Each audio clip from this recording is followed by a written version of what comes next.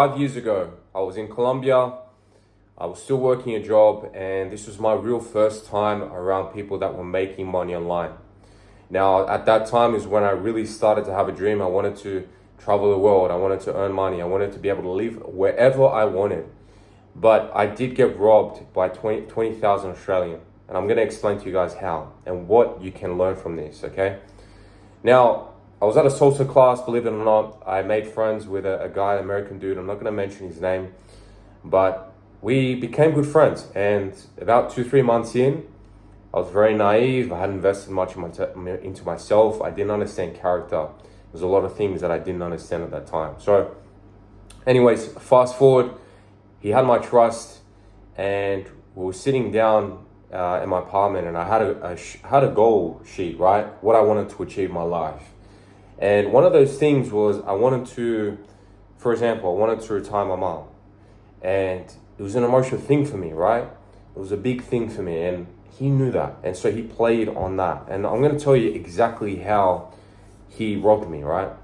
Very smart tactic. If you guys have ever read Hustle Harder, Hustle Smarter by 50 Cent, he talks about this tactic. It's a tactic that a guy, he explains in, it was investing. Some dude that was running an investor share thing, ripped off people millions of dollars. His son committed suicide. He ended up in jail, but he just really rode it. And what he did, this tactic is, at the start, because I saw he had an Amazon dropshipping store, right? And that was when I just started in dropshipping, right? Started to understand what it is, etc. And he had 200,000 or 100,000 USD per month on that. And he showed me on his phone. I was like, fuck, this guy has the business that I want. That's what I fucking want. Anyways, fast forward about 2 months later, he's like, look, show me your goals again. Showed him my goals, got me an emotional kind of high peak. And then he's like, well, you know what? I've had a talk with my business partner in the US, and he can actually do a deal for you. I know you said you don't have the 30 grand US, but he said that he can do it for half price, which is 15K US, right? He said, as long as you can transfer the money by Monday, it was like Friday, then I can get you this price. I can lock in a store for you. We'll build it out. We'll run it, and we'll get you something where it can get you some return. I thought, awesome, fucking no worries. Very silly and naive past me. No contracts, no nothing. Really, contracts are fucking shit anyways. They don't mean anything. And I thought, fuck it. I want to help my mom. I got to do this. Transfer the first lot, transfer the second lot the same day or day after. And then about 2 weeks later, I left Colombia, went back to my job in Australia.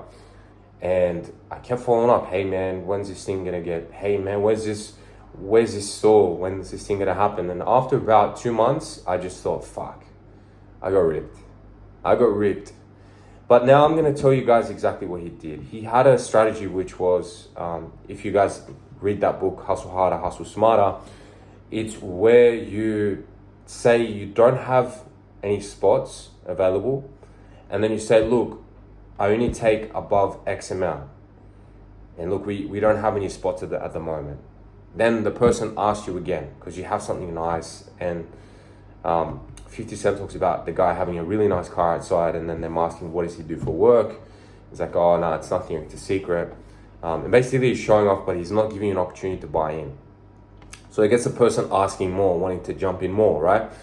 And so he did that, where he said, oh, look, we only take 30K US per store for this dropshipping store. And I said, okay.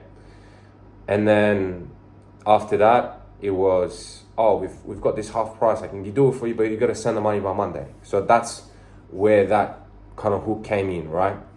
And I did it because we were mates for 2-3 months. Very silly me. Send the money, no worries. But a few things that I want you guys to look out for when you're looking to invest with people, okay? Number one is character. Now, this guy was on acid. He was on fucking just all different types of drugs every weekend. And I didn't think much of it because we were close. I was kind of like letting it go because I was more of that style of friend before, right? I was like, nah, it's nothing, guy's successful, he's just enjoying his life, blah, blah, blah. what's that thing where you have multiple women? It was that kind of relationship. He had like that kind of shit going on too. Um, yeah, not much in terms of morals. I mean, yeah, just a just a shitty character, right? And not a good example. And so I didn't really ask. Like I saw a few screenshots, I saw like a few results at that time. But yeah, I was just naive. I was silly. I made a mistake, and yeah, you really got to like do your due diligence with people. You gotta look at character. You gotta look at results. Okay, you gotta look at other students. You gotta look at what's out there. At the end of the day, it's gonna be a risk. But if it is something where it is trustable and there's trustable results, etc., and maybe you know people that have gone through that course, that helps as well. But at the end of the day, it's going to be up to you to actually take action on that course or that coaching or whatever it is, right? You can't be afraid. So I could have stayed in that mindset that investing in myself, coaching, courses is a ripoff. It's all a scam. I was so angry. This is one lesson you guys can take. I was so angry at this person, so frustrated. I was like, oh, this guy's gonna do this. And no. After a while, it's just like, you know what? I've lost 20 grand. I've learned a lesson from it. But what can I do with that energy that I'm investing into anger? I can invest that energy into building a business that creates that amount per month for me. So why don't I just go invest it, instead of being angry at that person, invest it in creating that for myself? And that's exactly what I did. And that's when everything switched, right? I started to read more. I started to invest in courses, etc. I probably got ripped off one more time after that. But I mean, guys, it's just part of the game, right? It's unfortunate, but yeah, you should really do your due diligence. Look at the character of the person. A lot of people have fake things like screenshots, fake cars, renting cars, all these things. You need to really like suss people and make sure it's 100%. And look, you can never really know 100% because there's so many things that can be made up these days. But that's why it's important to just check sources. If you know people in the course, etc., check the character of the person. Do they say one thing and don't do that, or do they say one thing and don't deliver on that in their real life? These are all the things to look out for.